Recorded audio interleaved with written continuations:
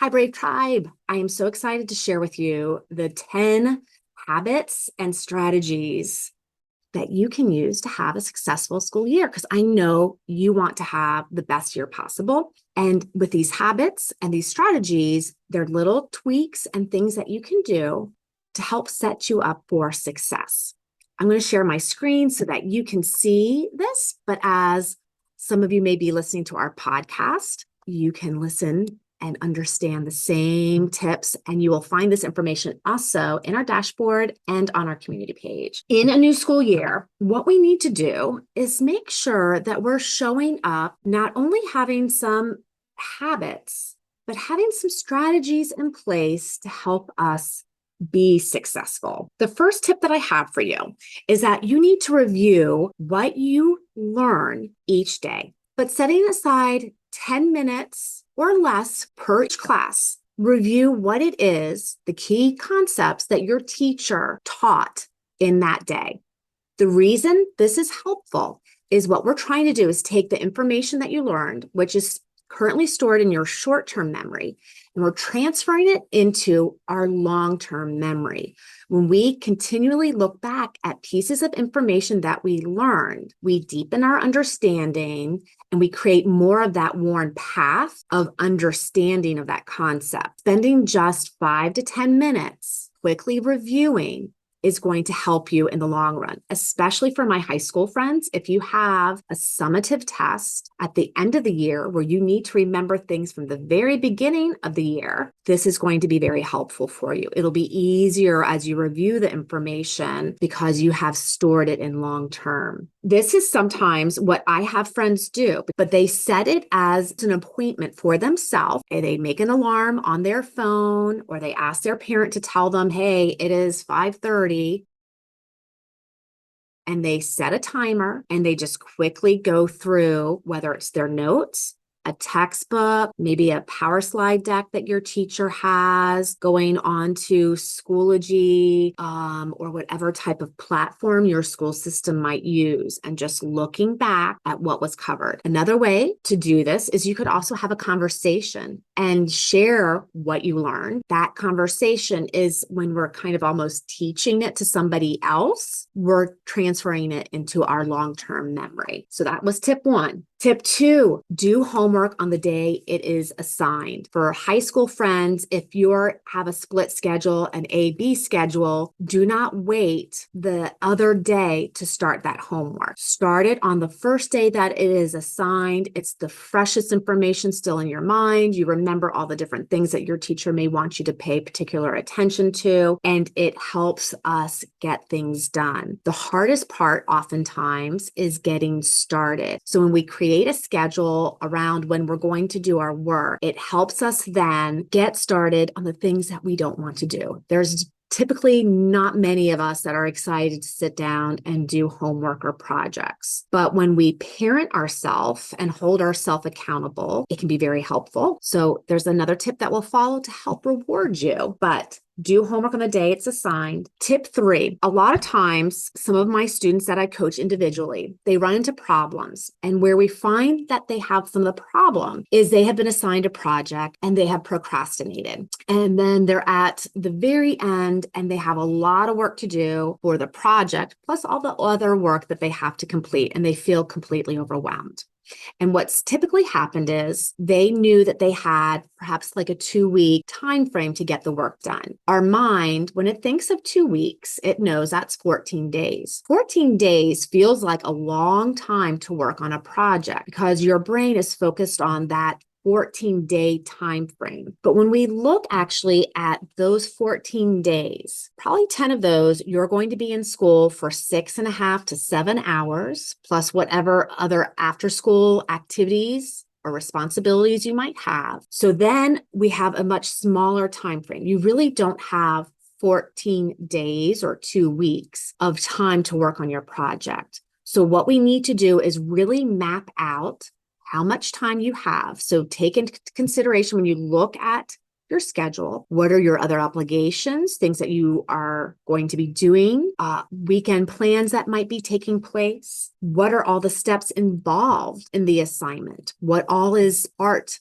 of that assignment. Is there an outline, a rough draft? What all are you creating and needing to make? What are the resources that you will need? What are the actual days that you have time available to do that work? And what you will need to do then is find those days and schedule the time as if you have an appointment. Just as important as like keeping your doctor appointment, keeping your appointment to yourself to do the work is very important too. So setting that, whether that's on your phone or a day planner, when I have things that I need to work on, I use my phone. I set it as an appointment with myself, and I set an alarm to remind me to start that work. I oftentimes feel grumpy and grungy and I don't want to do it, but I know I've set that appointment and that I have to keep it. And once I get started, I oftentimes feel a lot better. So map out how you will complete large projects is our third tip. Tip 4, this is the question you need to ask yourself every day, multiple times throughout the day. What can I do today to help future me? I'm going to say that again. What can I do today to help future me? When we have future you in our mind and we want to make things easy, how could I do something now that feels hard and frustrating, but I know that this is going to make it easy for future Laura? That can help us stay on task. It can help us feel more motivated to do the difficult thing. Okay, I'm just going to take this extra step to lay out my clothes the night before and pack my lunch the night before and put my backpack by the door because I know future Laura, it's going to make it easy for her in the morning to get out and not feel so stressed. So ask yourself, what can I do for future me? When you do this, and I do this every day, future me loves to wake up and come down to a nice clean kitchen. Nighttime Laura hates to do the dishes. She hates it, hates it, hates it.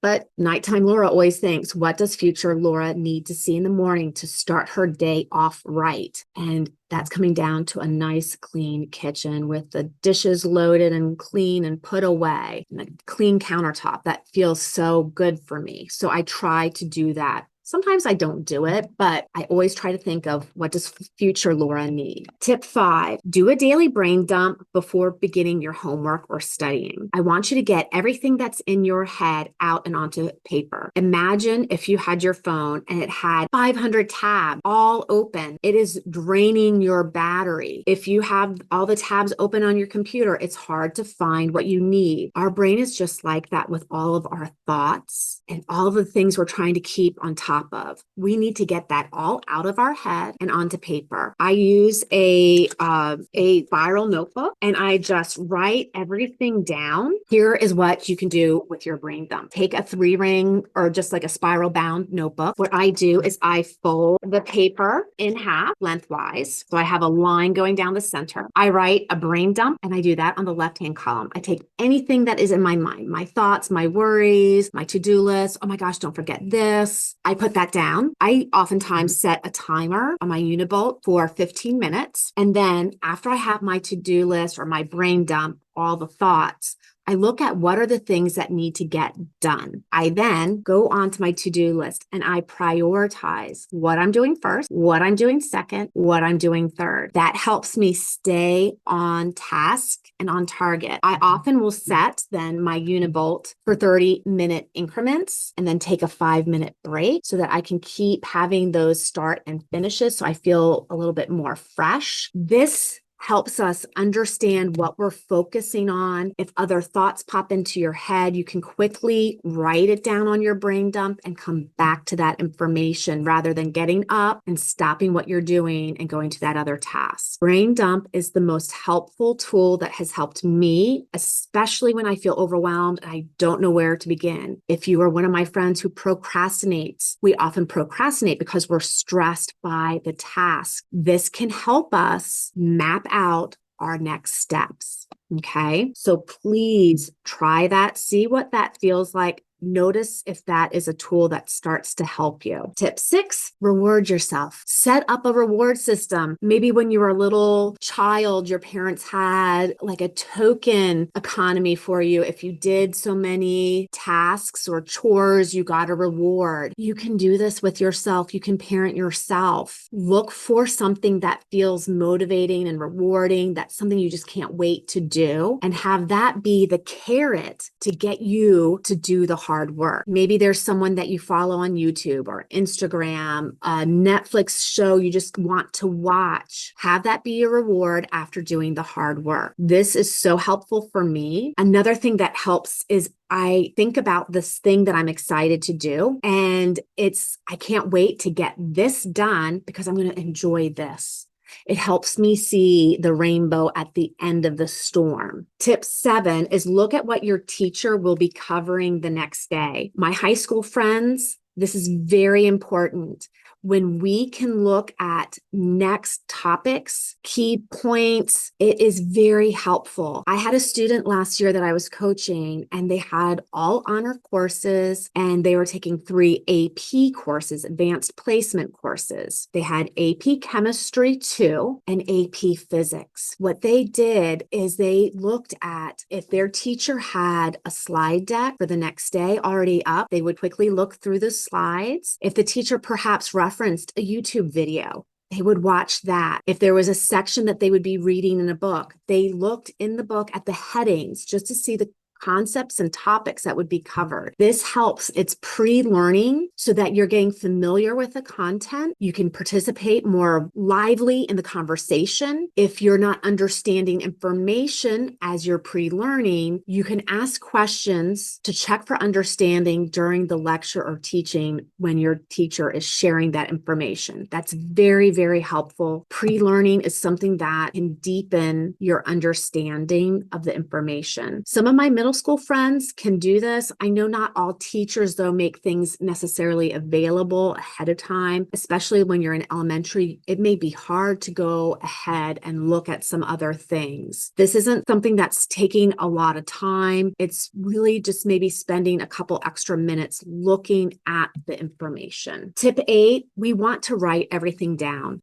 We take in so much information, more information than our grandparents did. We cannot rely on our brain for a retrieval for our to-do list. We need to write that down somewhere, whether it is in a physical planner that you're using, or if that's a device or app or strategy on your phone. Do not think that you will remember something. I use my notes section a lot in my phone. I have different categories, and as different things come up, I file it so I know where to go to find that information. I use my calendar on my phone as well as my planner. I also have a wall calendar, so I have multiple places that I use to keep information because I know I will not be able to hold on to it. We want our brain power not to be used for retrieval of to-do lists. We want our brain power to be used for learning and deepening our understanding of material. Tip 9, find a picture that symbolizes why you are doing what you're doing now.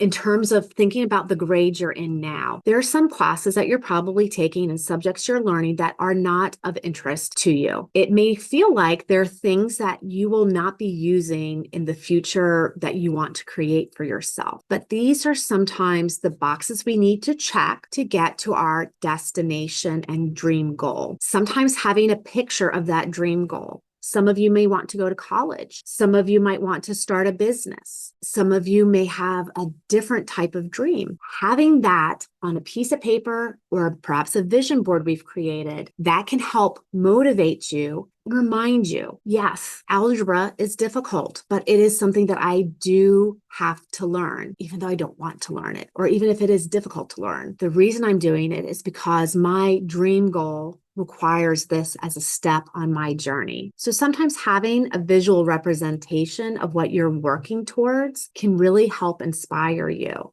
It could be a long range vision that you're working towards, or it could be what you want maybe your grades to look like this year. So find something that can be that visual representation for you. And tip 10, realize you are not going to feel in the mood to do your schoolwork. You're going to have to parent yourself and just do it. The hardest part is getting started. I know though that you girls are so incredibly smart, brave, strong, courageous. You will find a way to be successful, even when it's hard.